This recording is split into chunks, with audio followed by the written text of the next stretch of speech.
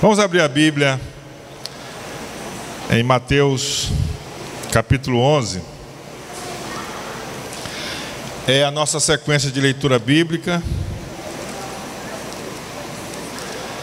Amém. Mateus capítulo 11, versículo 28.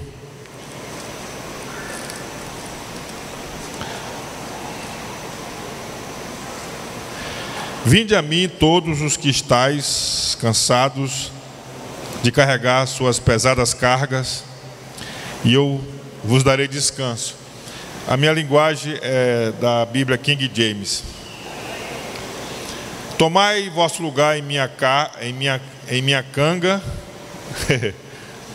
e aprendei de mim, porque sou amável e humilde de coração, e assim achareis descanso para as vossas almas, pois meu jugo é bom e minha carga é leve.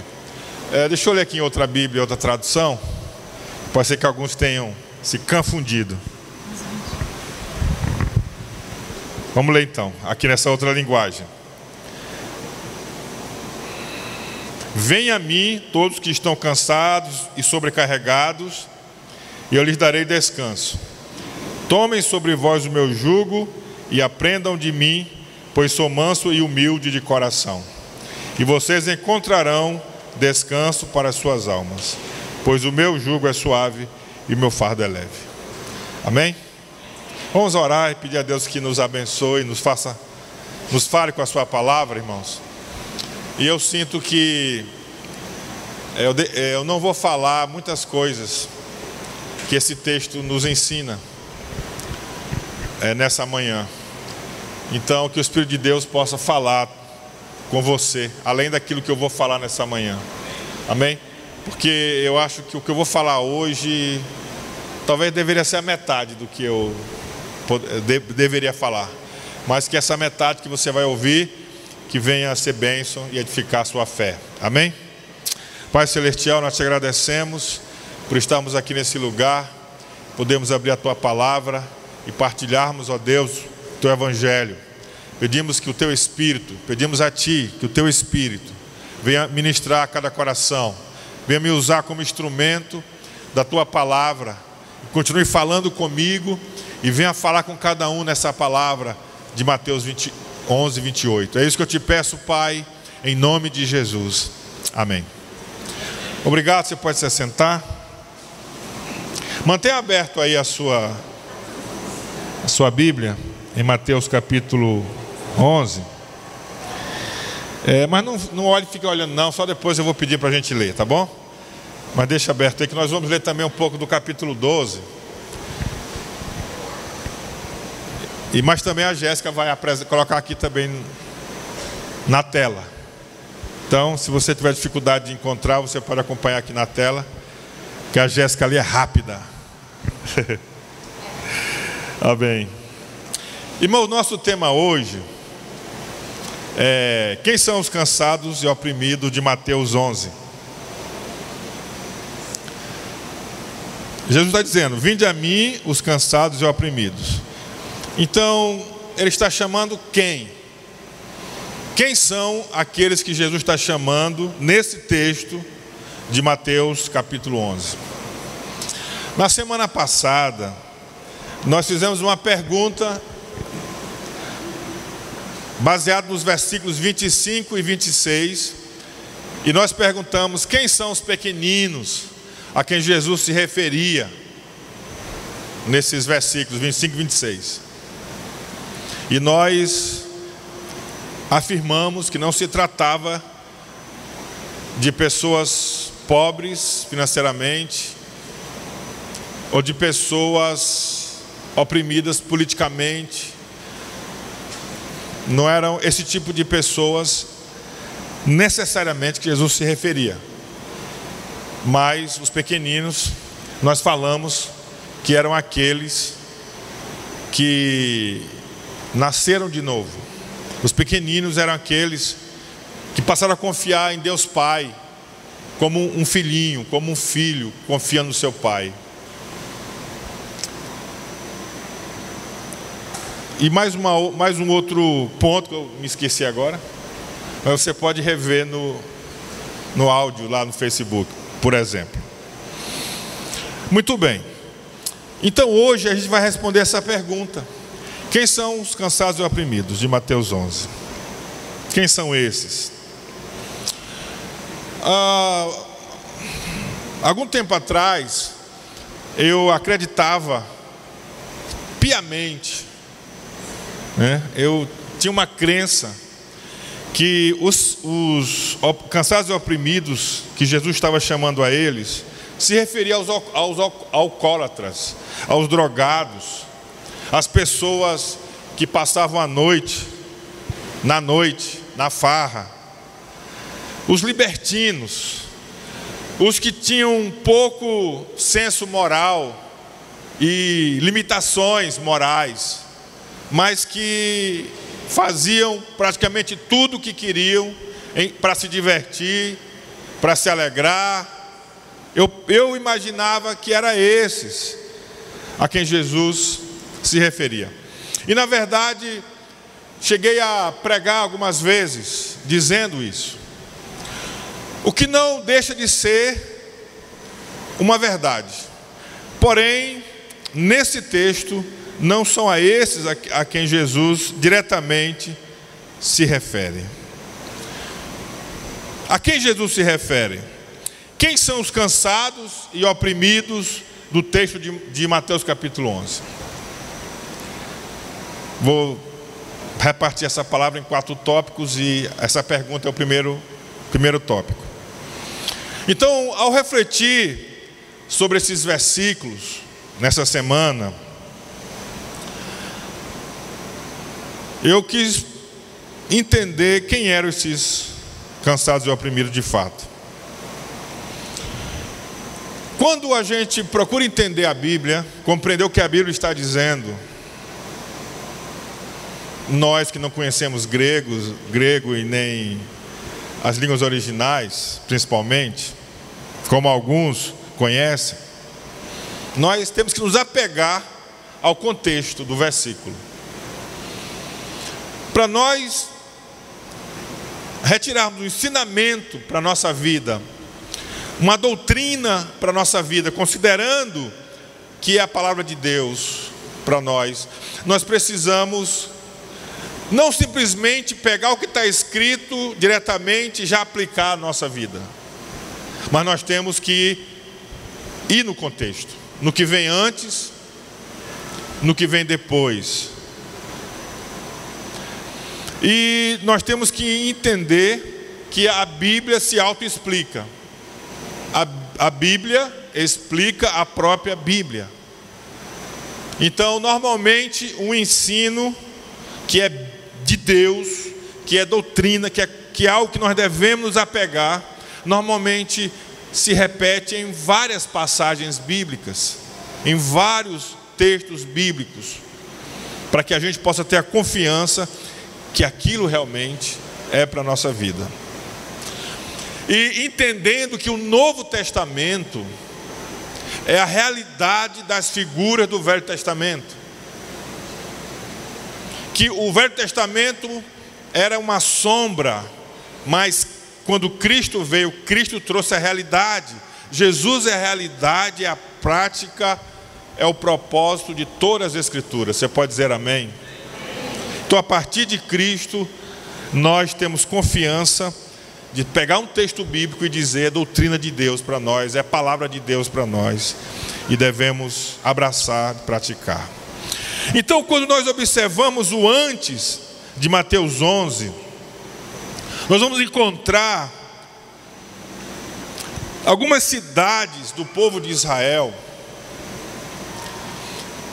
e levando em consideração que o povo de Israel é o povo de Abraão, é o povo da promessa, é o povo separado por Deus, escolhido por Deus, chamado por Deus. Mas Jesus se refere a algumas cidades pelas quais ele passou no contexto desse texto de Mateus 11. E ele diz que Sodoma e Gomorra, que é uma cidade, que eram cidades, 2 cidades, que notoriamente, sabidamente, são cidades conhecidas como pecadoras, pecados mais horríveis possíveis. E tão horríveis que nós sabemos que a Bíblia fala que Deus lançou sobre a cidade fogo, destruição, por causa dos seus muitos pecados. Mas Jesus diz nesse contexto que no dia do juízo, para essas cidades de Israel, na qual ele passou, fazendo sinais, prodígios e pregando a palavra, que no dia do juízo, o castigo viria mais sobre essas cidades do que sobre Sodoma e Gomorra. Sendo eles uma cidade que conhecia o Velho Testamento, conhecia a lei, conhecia Moisés, que ia para a sinagoga e provavelmente estava no templo pelo menos uma vez por ano em Jerusalém. Mas no dia do juízo, Sodoma e Gomorra seria menos castigado do que eles. Nesse mesmo contexto desse texto, nós vemos os judeus religiosos, talvez os fariseus, provavelmente, criticando o discípulo de Jesus, porque os discípulos de Jesus estavam pegando espigas da lavoura para comer. Pegar as espigas não era errado, não é errado na lei dos judeus, pegar e comer, porque era uma lei que Deus deu para atender os pobres, os famintos. Eles poderiam entrar em qualquer lavoura do judeu, dos irmãos judeus, e poderia pegar as espigas do chão. Se já houvesse sido feita a colheita, eles poderiam vir atrás e pegar a sobra e comer. Era legal. Eles não podiam era levar para casa. Eles não podiam era encher uma sacola e ir para a feira vender. Mas ali naquele momento eles podiam pegar e comer o que eles precisassem. Mas o problema é que os discípulos estavam fazendo isso no sábado. O problema era porque era no sábado. Então, os judeus, provavelmente os fariseus, estavam questionando a Jesus sobre comer, pegar as espigas, trabalhar no sábado e comer, e também da cura de um doente que Jesus também curou no sábado. Então, queridos, acompanhando também o pensamento de alguns estudiosos bíblicos, eu chego à conclusão que Jesus nesse texto, ele não está se referindo a pessoas de fora da religião, ele não está se referindo a pessoas irreligiosas. Jesus está se referindo a pessoas religiosas. Jesus está se referindo a pessoas da igreja. Ele está se referindo a pessoas da religião. Ele está se referindo a pessoas que conheciam a Bíblia, que lia a Bíblia, que procuravam obedecer os mandamentos de Deus. Jesus está chamando a ele para ser aliviado. Pessoas religiosas. É isso que esse texto nos mostra claramente. Ele está se referindo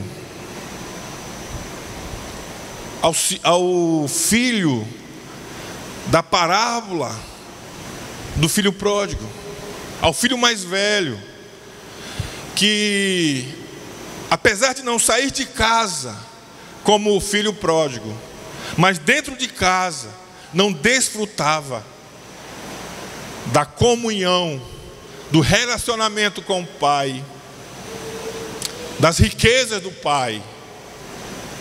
Ele era, mesmo ficando aparentemente obediente, fazendo suas obrigações, não tinha uma comunhão verdadeira com o seu pai. Se refere a esse tipo de pessoas, se refere a mim, se refere a você. Jesus está chamando aquelas pessoas que estão numa igreja: vinde a mim, os cansados, sobrecarregados, que eu vos aliviarei.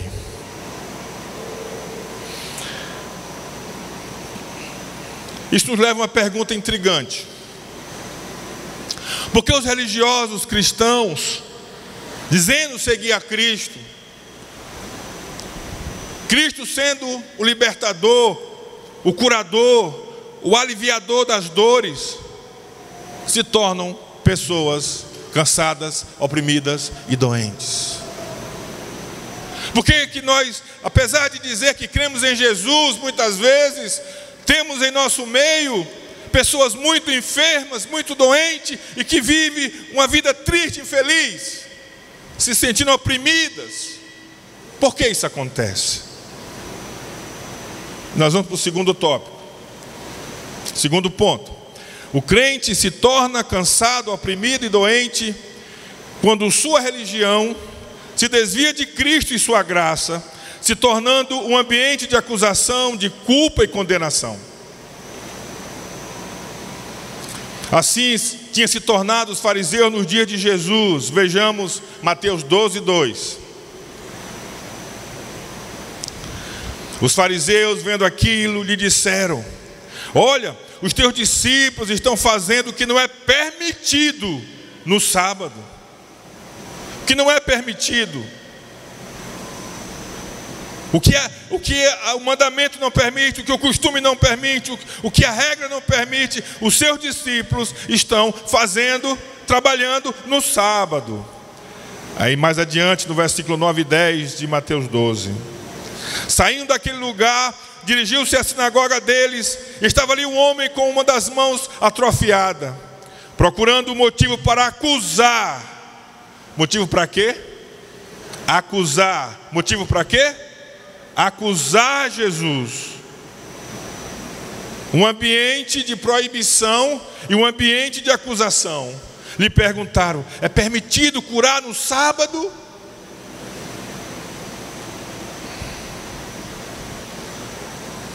Ele estava na sinagoga, num ambiente de ensino da palavra, de oração, de culto a Deus.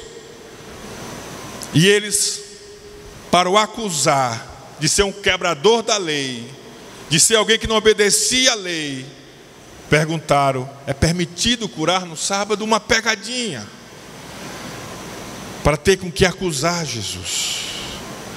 Irmãos, você sabe o que significa a palavra fariseu? Normalmente a gente pensa que fariseu quer dizer hipócrita, fingido, uma má pessoa. Mas a palavra fariseu quer dizer separado, santo. E esse era o desejo de cada pessoa que estava seguindo a Deus dentro do farisaísmo. Eles eram sinceros, eles procuravam obedecer os mandamentos de Deus.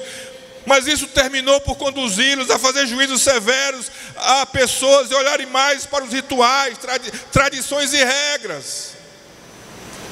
Irmãos, os mandamentos de Moisés, os mestres dentro do farisaísmo, dentro dos saduceus, que eram os principais grupos religiosos da época de Jesus, eles tinham, além dos mandamentos que estavam escritos na lei, eles escreviam dezenas de regras, de interpretações, de entendimentos sobre o que estava escrito no Velho Testamento, na Bíblia. Cada mestre acrescentava vários e vários entendimentos, como é que faz isso, e como é que pratica isso, como é que é o ritual, e eles enchiam de regras e mais regras. E eles estavam preocupados muito com isso. E isso os conduziu a juízos severos às pessoas. Eles se encheram tanto dessas preocupações que eles esqueciam da misericórdia, do favor e da graça de Deus. De olhar para as pessoas, primeiramente em suas necessidades espirituais e até mesmo necessidades físicas. Mateus, no capítulo 12, no versículo 7, Jesus diz: se vocês soubessem o que significa estas palavras, desejo misericórdia, não sacrifícios, não teriam condenado inocentes. Quando não entendemos que o desejo de Deus é misericórdia e não sacrifícios, nós condenamos inocentes, nós praticamos injustiça, Nós colocamos sobre pessoas cargas pesadas, regras pesadas, colocamos sobre as pessoas palavras pesadas, julgamos, condenamos as pessoas. E como Jesus diz, pessoas inocentes. Por algum motivo, pessoas inocentes. A igreja ou religião se torna um ambiente de culpa e condenação, quando em vez de focar na obra da cruz de Jesus, que é salvar e restaurar, olhando primeiramente para a necessidade humana e espiritual da pessoa. Ela se apega a cobrar dos outros práticas rígidas. Exigimos um padrão moral, que a pessoa tenha a prática de rituais da religião ou da igreja. E passamos a enxergar as coisas de maneira a acusar o próximo, acusar os nossos irmãos, condenar as pessoas. Então algumas coisas são sintomáticas. Por exemplo, por que essa pessoa está passando essa crise financeira? Logo vem a resposta: ela não é dizimista. Mas eu pergunto para todos nós aqui, sendo eu um dizimista, eu pergunto: será que eu, como dizimista, eu nunca passei uma crise financeira na minha vida? Você que é dizimista, por exemplo, nunca passou por uma crise financeira em sua vida? Às vezes, nos perguntamos por que o casamento daquela pessoa se acabou. Logo vem a resposta, ou muitas vezes vem a resposta: aquela pessoa ela foi um mau esposo, uma má esposa. Aquela pessoa não agiu corretamente no seu relacionamento conjugal. Ela está sofrendo isso porque ela mereceu. E aí nós muitas vezes levantamos essas questões. Talvez o casamento não deu certo porque ele adulterou, porque ela adulterou, porque fizeram muita coisa errada. Sobra acusações para explicarmos algumas infelicitações, algumas tristezas, algumas coisas ruins que acontecem com pessoas no meio da igreja. Sobra acusações e condenações. Então, queridos, o crente se torna cansado e oprimido e doente. Por a sua religião se desvia de Cristo e sua graça, se tornando um ambiente de acusação, culpa e condenação. Terceiro, o crente se torna cansado e oprimido quando sua religião se desvia de Cristo e sua graça, se tornando um ambiente de hipocrisia e ódio. É o próximo passo. Hipocrisia e ódio. Versículo 9 a 12 de Mateus 12. Saindo daquele lugar, dirigiu-se à sinagoga deles, repetindo: e estava ali um homem com uma das mãos atrofiada, procurando um motivo para acusar Jesus. Eles lhe perguntaram: é permitido curar no sábado? Seguindo, ele lhes respondeu: qual de vocês, se tiver uma ovelha e ela cair num buraco no sábado, não irá pegar e tirá-la de lá?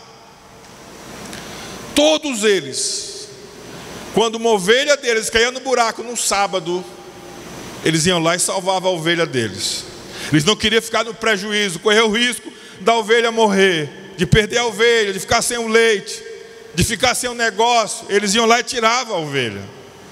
Mas eles não queriam que Jesus curasse o doente no sábado.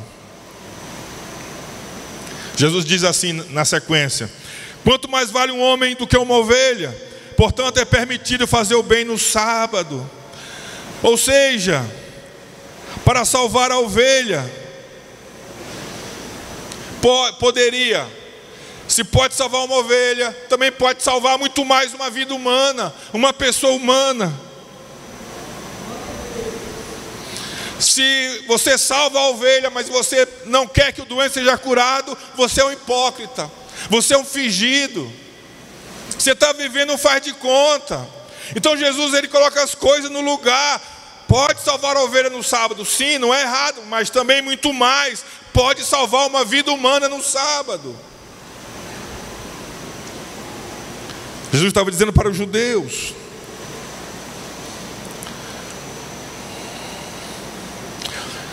Queridos, seguindo, Jesus diz assim, no versículo 12 ao 14: então ele disse ao homem: estende a mão. Ele a estendeu, e ela foi restaurada e ficou boa como a outra. Então os fariseus saíram e começaram a conspirar sobre Jesus, como poderiam matar Jesus. E então eles se encheram de ódio, ao ponto de querer matar Jesus. E vocês sabem que eles conseguiram matar Jesus um dia. Queridos, quanto mais pessoas se preocupam com a reputação e a tradição, mesmo que não pratiquem certas coisas, farão de tudo para parecer que praticam e exigirão que outros o façam. Eles não queriam que Jesus fizesse a cura no sábado, mas eles salvavam as suas ovelhas. Queridos, um ambiente como esse é carregado de fardos de opressão, de medos. Irmãos, quantas vezes a gente já ouviu essa história, né? Quando aquela pessoa morrer, vai precisar de 2 caixões, uma para o corpo e outra para a língua. Quantas vezes nós ouvimos falar de histórias entre irmãos em que as pessoas dizem para outras: olha o filho do pastor, não é crente não. Olha o filho do diácono, do líder de louvor, olha como ele é mau exemplo, ele é assim, ele é assado. E vamos aumentando hipocrisia e ódio. Você viu o que aconteceu com o irmão tal? A doença que ele tem deve ser um pecado, desobediência, rebeldia. Olha aquele irmão que deixou a igreja, que saiu da igreja, que foi para outra igreja, traíra, covarde, não tem gratidão. Então isso muitas vezes é comum no meio da igreja, no meio dos líderes, dos pastores, dos irmãos. Um ambiente de hipocrisia e de ódio.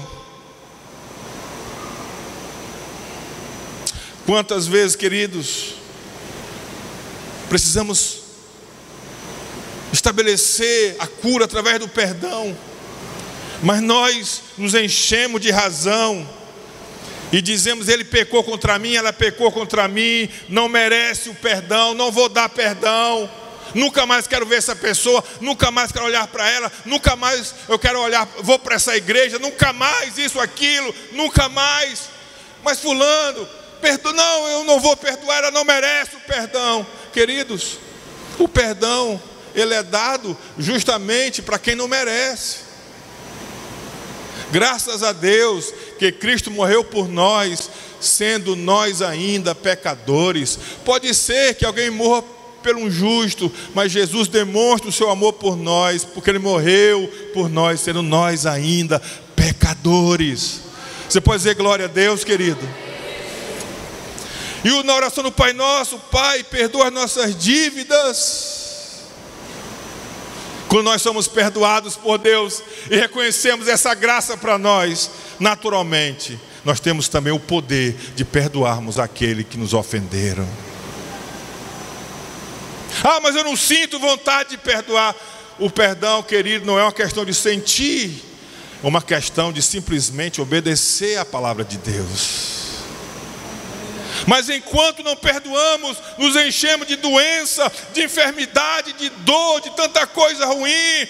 Mas quando liberamos o perdão, a graça de Deus nos inunda e nós somos sarados e curados. Você pode dizer glória a Deus? Aleluia. Terceiro ponto, tópico: como não ser sobrecarregado pela religião? Ser liberto por Jesus do jugo da religião não nos torna irreligiosos. E a partir daí, agora eu sou livre por Jesus, estou em Jesus, crio em Jesus, agora eu posso viver como eu quero, posso fazer o que eu acho melhor para mim mesmo. não dou satisfação para ninguém, a homem nenhum, eu agora estou livre em Jesus. Muitas pessoas encaram o Evangelho, o caminho de Jesus, o encontro com Jesus, como se isso o tornasse completamente livre para fazer o que ele quiser, se tornar um irreligioso completamente. Jesus não diz que ficaremos totalmente sem jugo e sem fardo. Ele diz que tem o jugo e o fardo dele para nós. Porém, esse jugo e esse fardo que ele tem para nós é leve e é suave. Não é pesaroso. Não é um peso tão grande demais. Mas é leve e é suave. Mas temos que entender algo. Apesar de ser leve e suave, Jesus tem um jugo e um fardo para todos aqueles que vêm a Ele.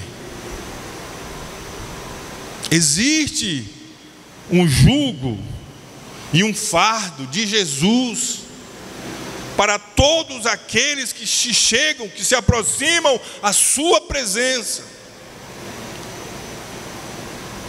A libertação sobre a nossa vida, o livramento, a liberdade, o alívio de Jesus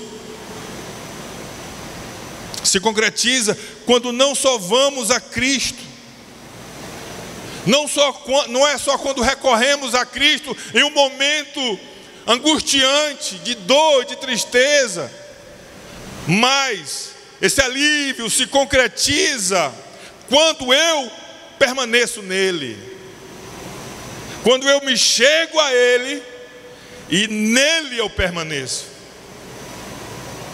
Somente quando eu permaneço nele é que se concretiza o jugo leve, a libertação. O download se completa da libertação. O programa se completa.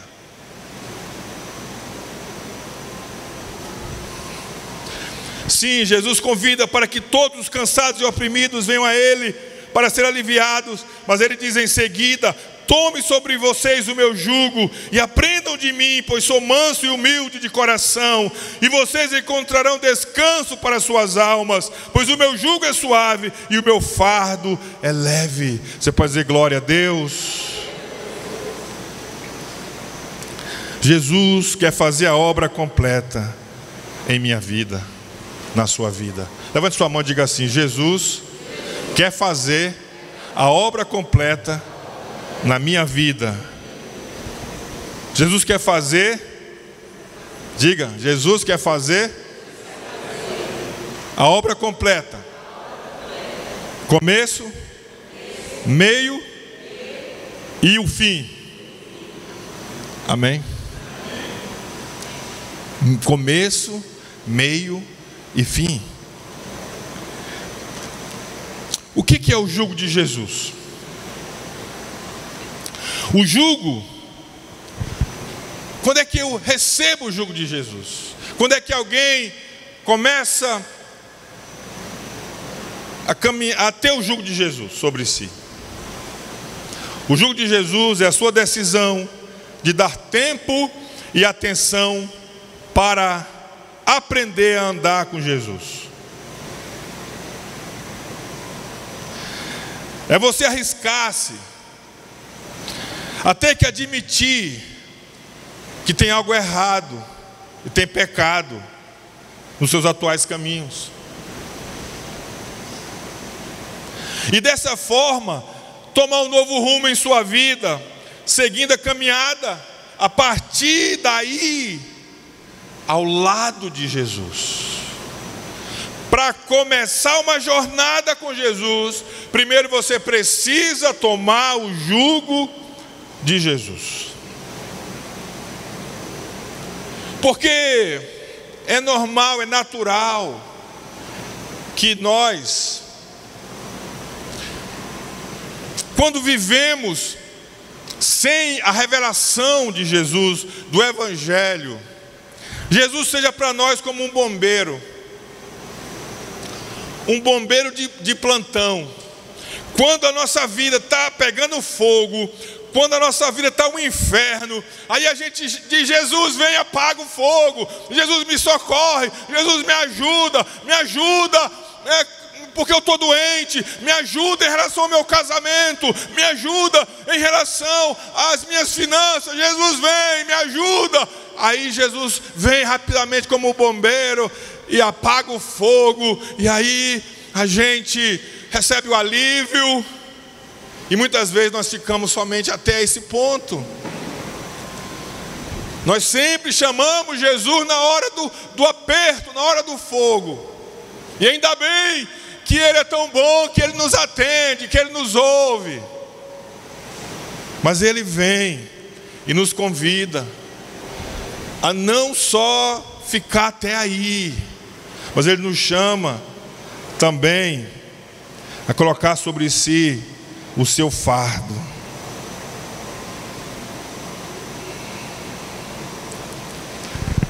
Quando você se coloca sob o jugo de Jesus, querendo carregar também um fardo de Jesus, você se coloca ao seu lado e deixa o destino, o rumo da caminhada totalmente com Ele.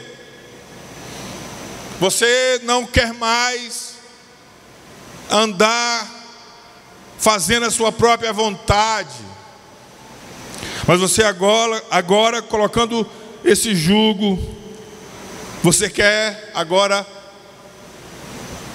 compreender o que Ele está dizendo, aonde Ele quer que você ande, o que Ele quer que você faça. Então você pega o volante da sua vida, das suas decisões, e você abre mão de dirigir o carro da sua vida, e a partir daí você coloca Jesus no volante da sua vida. Você não quer mais gerir o seu destino, gerir o seu caminho, gerir o seu propósito. Você não quer mais dominar, de fazer apenas a sua vontade, mas agora você diz: Jesus, tu estás no comando, o volante é teu, onde o Senhor quer que eu vá, me dirige, me guia, me orienta. Eu quero fazer isso, Senhor, é tua vontade que eu faça. Eu trouxe a oportunidade, Jesus, de trabalho, de emprego, Senhor, é a tua vontade. O Senhor quer que eu vá, quer que eu faça. Senhor, eu posso ter esse relacionamento com essa pessoa do sexo oposto, Senhor, é a tua vontade, é o teu querer. Então, o volante da direção da vida agora está entregue para Jesus. Nesse momento, eu começo a carregar o seu fardo. O que é o fardo de Jesus? É quando nós continuamos a seguir a Jesus, fazendo sua vontade, obedecemos sua palavra de graça e amor. Carregar o fardo de Jesus é o que nos torna seus discípulos. Carregar o fardo de Jesus é que nos faz seus verdadeiros seguidores.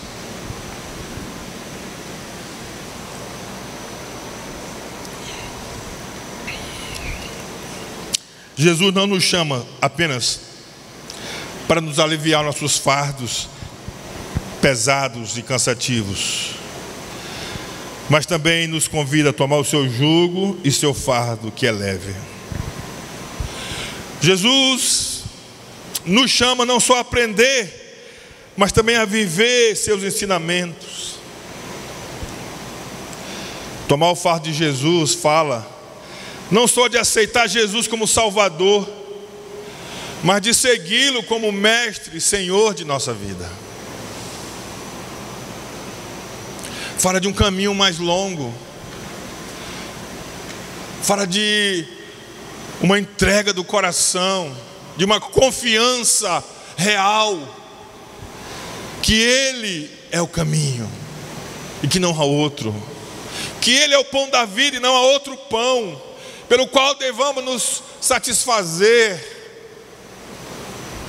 que Ele é a verdade que precisamos e que não há outra. A verdadeira liberdade se completa não só quando aceitamos Jesus, mas quando o seguimos. mesmo nas coisas que nos desagradam, e em coisas que temos dificuldade de entender. Porque no caminho muitas vezes vamos nos perguntar: por que, Senhor? Por que essa tragédia? Por que essa doença? Por que eu perdi essa pessoa? Por que aconteceu isso na minha casa? Irmãos, nesse caminho que eu tenho com Jesus, algumas vezes eu me perguntei: Senhor, por que isso aconteceu justamente comigo? Por que não aconteceu com meu outro irmão que não é cristão? Aconteceu comigo. Eu não entendia, eu não compreendia, mas Jesus queria me conduzi-lo, caminhando, carregando o seu fardo, compreendendo a sua graça, o seu favor, o seu amor, a sua misericórdia, que Ele estava tratando, moldando a minha vida e meu caráter, a minha fé, que Ele estava me aperfeiçoando, que Ele estava me tornando mais gente, me tornando com o coração mais amável, mais compreensível, tirando a minha religiosidade, a minha hipocrisia, trabalhando dentro de mim. E é por isso então que mesmo que em algum momento parece pesado, mas no final das contas eu olho para trás e eu digo: foi leve, porque eu não passei por esse momento sozinho, mas o Espírito Santo me fortaleceu, a graça de Jesus me sustentou, me renovou, e eu pude dizer: grandes coisas fez o Senhor por mim, por isso eu estou alegre. Você pode dizer glória a Deus, querido, porque grandes coisas o Senhor faz na sua vida, mesmo quando você não entende e não compreende. O fardo dele é leve, o jugo dele é suave. Você pode dizer glória a Deus. Não devemos apenas recorrer a Jesus quando sentimos que nossos fardos estão muito pesados e estamos sofrendo muito, buscando de Jesus um alívio imediato de nossos fardos pesados, mas devemos continuar crendo em Jesus, seguindo os seus ensinamentos da graça e misericórdia, o amor, para que os fardos da religião ou da irreligião não voltem sobre nós. Eu não sei se você às vezes já se perguntou, mas muitas vezes eu me pergunto: o que seria da minha vida se não fosse a graça de Jesus? Onde eu estaria hoje se não fosse a graça de Jesus ter me alcançado, a misericórdia de Jesus ter me alcançado? A cura de Jesus para nós só se dará completamente se permanecermos nele e com ele. Amém, queridos? Irmão, deixa eu dizer uma coisa para você nessa manhã. A vida com Deus, a vida de libertação e a vida liberta, ela começa com Jesus, e ela se mantém quando nós continuamos permanecendo com Jesus. A vida cristã não começa pela fé e depois precisaremos das obras para permanecer. Não. A vida com Jesus, ela começa pela fé em Jesus e ela continua com a mesma fé em Jesus. Eu não tenho simplesmente, para permanecer com Jesus, uma cartilha de obras, de mandamentos, que eu preciso me esforçar para fazer, para permanecer. Não, é isso que é o fardo, muitas vezes. Mas o que eu preciso é continuar crendo em Jesus, acreditando na sua graça, acreditando em sua misericórdia. Lembrando, queridos, que a graça, ela não é só purificadora, a graça não é só que perdoa nossos pecados, mas a graça também é capacitadora, é fortalecedora, é transformadora. Quanto mais eu mergulho na graça, quanto mais eu mergulho em Jesus, eu compreendo a obra da cruz, mais eu sou livre para viver uma vida sem fardo, uma vida sem fardos pesados, uma vida sem jugo pesado, porque eu estou em Cristo, porque eu permaneço em Cristo, e nele a vida com abundância. Você pode dizer glória a Deus. Aleluia. Eu quero concluir nessa manhã. Nem a religião e nem a ausência da religião pode nos aliviar os fardos, pois somente o Evangelho de Jesus cria ambiente de verdade do amor em nossas vidas.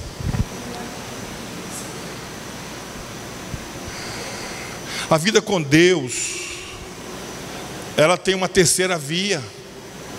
Não são apenas duas vias, da religião ou da irreligião.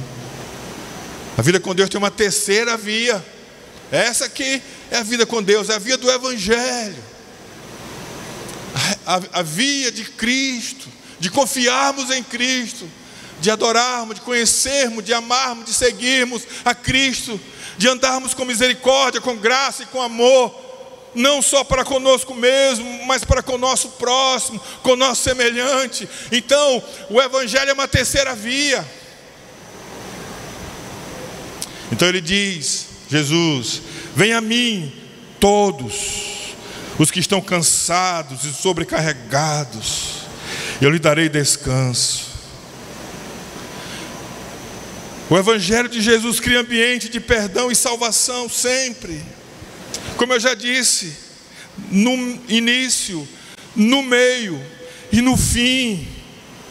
Quando recebemos a carga leve, o jugo leve, fardo leve de Jesus, isso recebemos no meio, continuamos no início, continuamos no meio e até o fim da caminhada. Jesus sempre é o centro, Jesus sempre é tudo o que precisamos.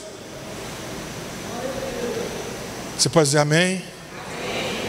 Começamos, perseveramos e terminamos sempre com Jesus, o Evangelho, com a graça, com a misericórdia de Deus.